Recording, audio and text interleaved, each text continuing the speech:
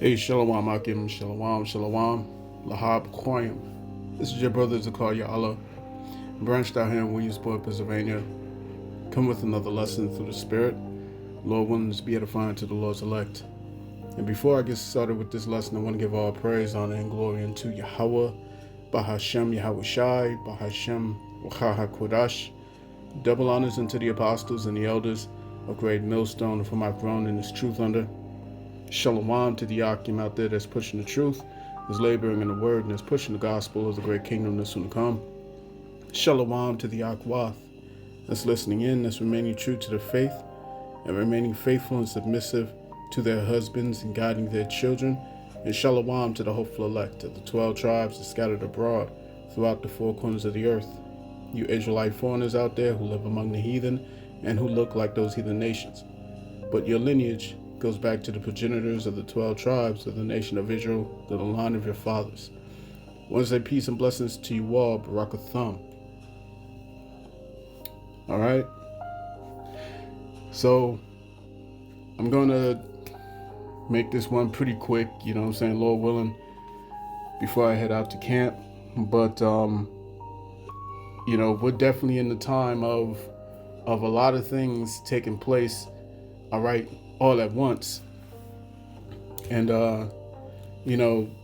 with the situations that's going on with all the back and forth, you know what I'm saying, regarding the public, splitting apart. Pretty much, this country, America, is split down the middle. Excuse me. And it's just the contention everywhere. You know what I'm saying? And so we're going to see a lot of chaos and turmoil that's going to happen very soon. You got Iran that just fired their first ICBM missile. They just launched their first ICBM missile for the first time, all right, ever. You have Trump, who is now threatening Putin. Okay, he's threatening South America, and he's threatening the BRICS and the NATO and there are NATO states that are actively, pushing for a recognition of Palestine, all that stuff, man. So much is going on, all right? So much is happening right now. And these Edomites have to get control of the narrative because they have lost it, right? And a big part of doing so is to take control over TikTok, all right? And TikTok has just been sold, all right? And you're gonna see who these people are that was sold to, all right? But to give you a hint, all right, they wear little hats. So without further ado, let me get this started with a quick precept. All right.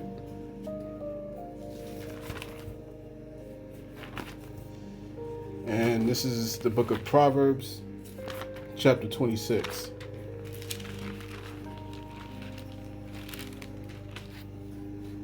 Proverbs chapter 26 and verse 24 reads, He that hateth dissembleth with his lips, and layeth up deceit within him.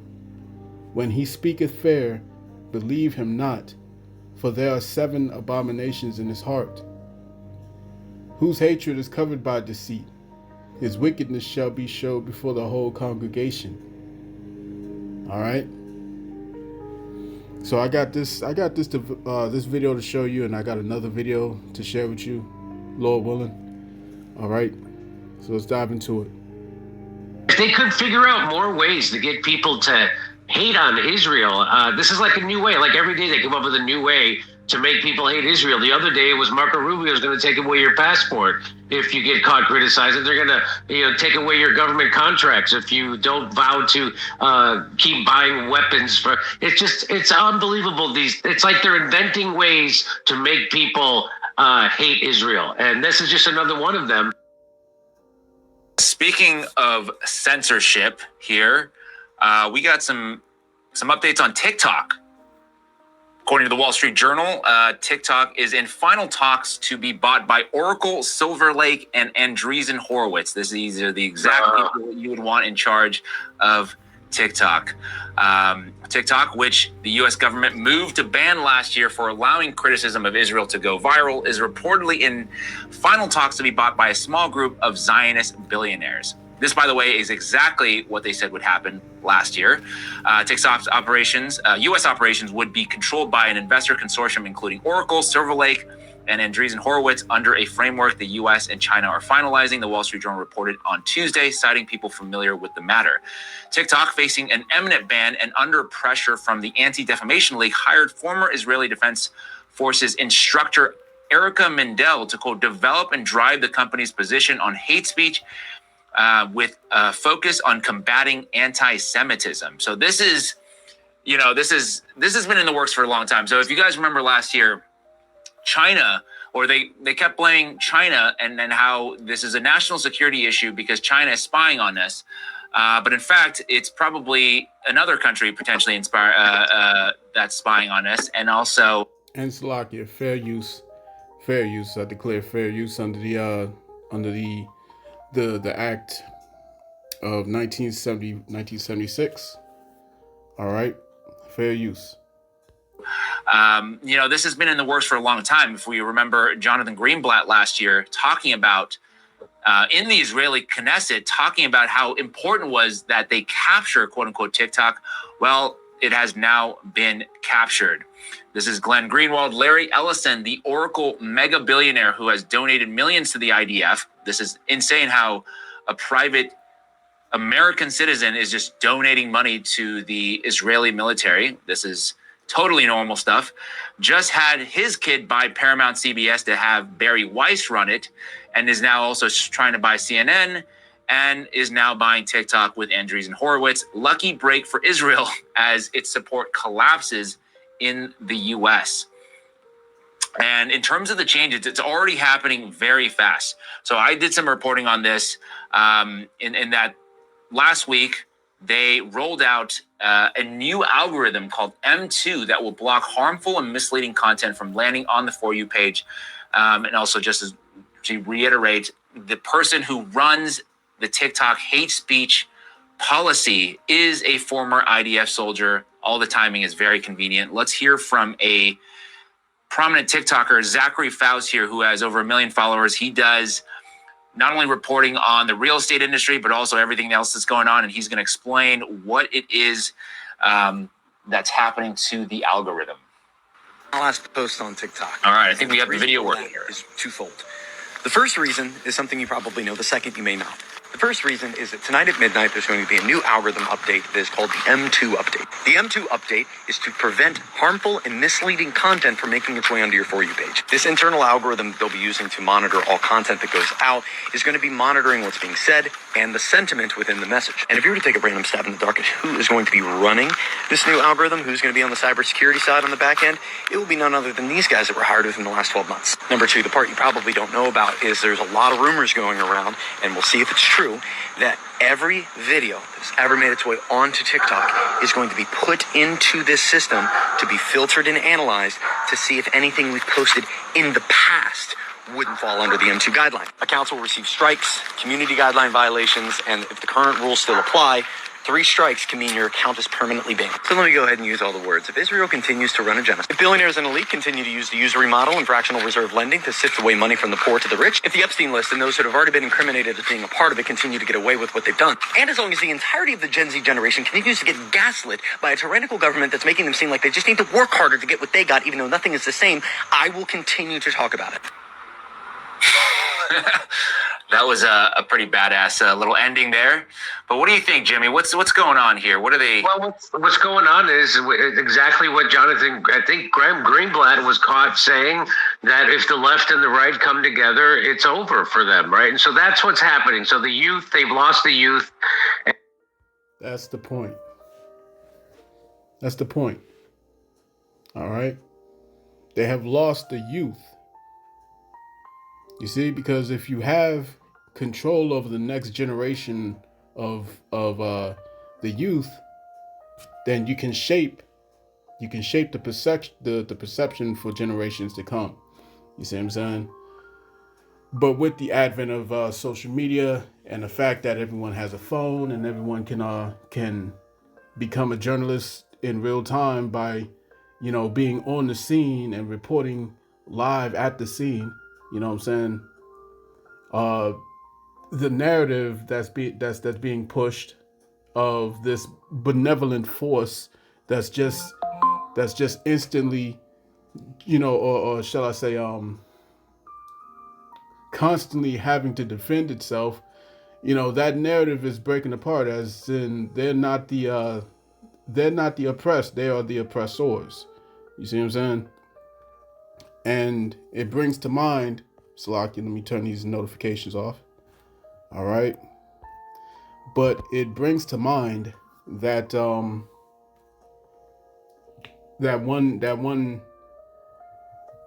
government official from Israel, all right, that Amalekite, she said that the greatest threat was the young generation of so-called black people. All right, the young generation of so-called black people. Now, why would someone, an official, all right, an official in a foreign government, why would they say that? All right, why would these Amalekites say that? First of all, it's because they know who you are. All right, that's number one. They know who you are, and then they know how prophecy works. All right, they know how prophecy works. The prophecies state that when the tribe of Judah starts to rise up and start taking action, okay, as is written in Genesis chapter 49, all right, when that happens, then all 12 of the tribes collectively start to take action. All right, the rest of the 11 tribes. Let me go show you that real quick. Bear with me. All right, these are the 12 tribes. And once the head tribe of Judah begin to take action, all right, then all 11 of the tribes collectively begin to take measures, all right, that follow suit. You see what I'm saying? And it doesn't matter if you believe this chart. It doesn't matter if you believe this chart or not. All right, it does not matter. The fact of the matter is that these people who have assets of billions and trillions of dollars, they know this. It doesn't matter if you believe it, they believe it. You see what I'm saying? They believe that to be true. And it's not the fact that they believe it to be true, it's the fact that they know this to be true. You see what I'm saying? They know this to be true. They have access to all these relics that you don't have access to. They have access to these artifacts that you don't have access to. They have access to all these different manuscripts that you don't have access to. You see what I'm saying? Hidden inside their vaults. All these things that were hidden. They have access to that. All right. Our apostles, all right, the apostles of Great Millstone, they can tell you what happened to them and their leaders. All right, those who taught them. All right, I believe it was sometime during the early 90s when the men of the Lord, all right, they were out there prophesying. They was on the street corners in New York, and they were preaching. And here comes this long limousine, and there's this individual, this Edomite, that walks out of the limousine. All right, walks up to the camp, and he looks at this chart, and then he looks up at the men that was preaching, All right, our apostles and their elders. Okay, and he looked at them and he said, "Who told you this? Who told you this? How did you figure this out? Huh? We spent so much money to make sure that you didn't figure this out." And then he went to his limousine and he drove off. You see what I'm saying? The point of the matter is that they know what this is talking about. All right? They didn't need to hear the prophet speaking because they already knew what it was. You see what I'm saying? Them seeing the prophets only confirmed the fact that they're running out of time. Because before the Lord brings the judgment, he always brings forth his prophets to prophesy and to give the warning first. You see what I'm saying? So that's why they would say something like their biggest threat is the young generation of so-called Negroes, so-called black people. You see what I'm saying? Because they know this chain of events that's going to take place when this young lion rises up as prophesied. Okay, who shall rouse him up? So, with that said, they have to get a hold of this means of medium. All right, social media. They have to get a hold of it. They have to make sure they control it. They have to keep the narrative intact at all costs. So the scriptures hit right here in the book of Obadiah, chapter 1 and verse 6. It says, "How are the things of Esau searched out, and how are his hidden things sought up?" All right. So the Lord is bringing forth, you know what I'm saying, the deeds of these devils, all right, in front of the whole world. You see what I'm saying? The scriptures say Jeremiah 29. Let's get that real quick.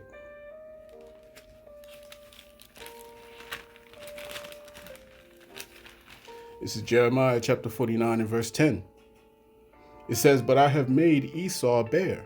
I have uncovered his secret places, and he shall not be able to hide himself.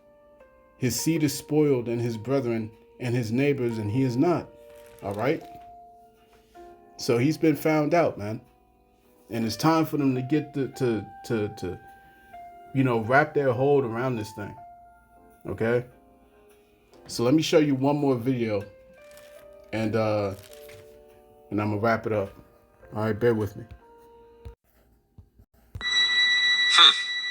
Okay, I think today is the perfect day to play a game I like to call, are they attacking my freedom of speech? Or is it the consequences of my actions? Now, I know the concept of freedom of speech and the First Amendment seem to be a little confusing right now because the internet is giving us a bunch of different answers. Well, I'm here to help. The concept of freedom of speech, the First Amendment, protects you from the government. It doesn't protect you from private citizens or private companies. For example, if I say something to somebody on the street and they don't like it, they can file off on me. That's not an attack on my freedom of speech. If I say something and a company I work for doesn't like it, they can fire me. That's not an attack on my freedom of speech. But if I say something and the government interferes or decides to punish me or put me in jail, with the exception of threats and different stuff like that, that right there is an attack on my freedom of speech. So today I got two examples for you, and I want you to tell me, is this an attack on freedom of speech or the consequences of somebody's actions? This year, Marco Rubio proposed legislation to remove the visas of anybody who talk bad about Israel. Now, for context, Marco Rubio, he works for the government, and he was proposing legislation. So I ask you, is this an attack on freedom of speech, or is this the consequences of somebody's actions? This is an attack on freedom of speech. The government is not allowed to tell you who and what you are allowed to talk about and then punish you for it. Especially in this circumstance where we're talking about visas and people talking bad about a place that's not even America. This is an attack on freedom of speech. The Jimmy Kimmel Late Night Show was suspended indefinitely after Jimmy Kimmel made some remarks about Charlie Kirk's death. Now, I'm going to put the remarks up here. so you can read them for yourself. But for context, the Jimmy Kimmel Late Night Show is owned by ABC, and ABC suspended the show. So now I ask you, is this an attack on freedom of speech? Or is this the consequences of Jimmy's actions? This is the consequences of Jimmy's actions. The ABC suspended the show, not the government. It's not like the FCC, the agency that's fully dependent on the U.S. government, stepped in and told ABC, we can do this the easy way or the hard way, forcing their hand into suspending that show, making it look like it was ABC that did it and not the government, blurring the lines of what freedom of speech really is. Oh, that is what they did? That's an attack on your free speech. It reminds me of another group who did the same thing with entertainers, performers, and comedians that they didn't like what they were saying about them, so they blackballed them before they did their whole shebang. In the meantime, I hope you have a wonderful day. I love you, and I'll see you tomorrow. All right. So let's go back. All right. So we can clearly see that that this is going to be these are going to be the final warnings that you're going to get from the prophets, man. All right, because very soon the Lord is about to remove his men, okay, from off these street corners. He's about to remove his men from off of social media, from off these different sites, okay, from pushing the word, okay, from TikTok, YouTube, all these different places, Odyssey, Rumble, BitChute, you know what I'm saying? It's only a matter of time. It's only a matter of time. Okay, when they fully bring the shutdown, all right, just know that it's here. You know what I'm saying? It's here. When the prophets are no longer here speaking, just know that it's here. That time of Jeremiah chapter 30 and verse 7, it's here. Okay? Full blown. Because whatever they're doing, all right, because they've got the military in place, they're spinning the narrative of you don't have the right to say what you need to say, what you want to say. You see what I'm saying? That is, all right, that's taking shape right now as they're getting ready to pull the plug on the financial situation. All right, they're about to get this thing popping with war overseas. All right, the Lord is about to make his move. Okay, and these are the last warnings that you're getting. So when they get rid of a lot of brothers' channels on TikTok, man, that's gonna be it. You know what I'm saying? That's gonna be the end. All right, no more warnings, man. Now there may be some brothers that still deal with TikTok. All right. I know I won't. All right. I'm not gonna be here on TikTok or anything like that. You know what I'm saying? I'm just going stay straight on YouTube until that lasts, for as long as that does. All right.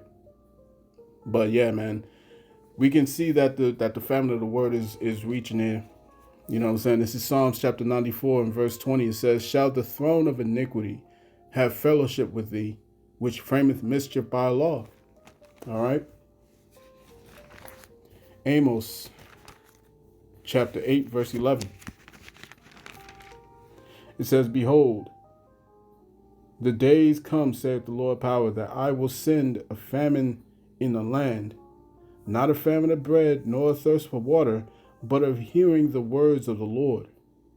And they shall wander from sea to sea, and from the north even to the east. They shall run to and fro to seek the word of the Lord, and shall not find it." Amos chapter 5 and verse 13. "Therefore the prudent shall keep silent. The prudent shall keep silence in that time, for it is an evil time." All right. So the prudent man, meaning the prophets, all right, we're not going to be speaking anymore. You see, in the very near future. So get this truth while you can, while you got it. You know what I'm saying? And keep praying, man. Pray without ceasing. So I'm gonna cut that there. I pray this lesson was edifying to the elect of the nation of Israel. This has been your brother Zakaria Allah, branched out here in Williamsport, Pennsylvania.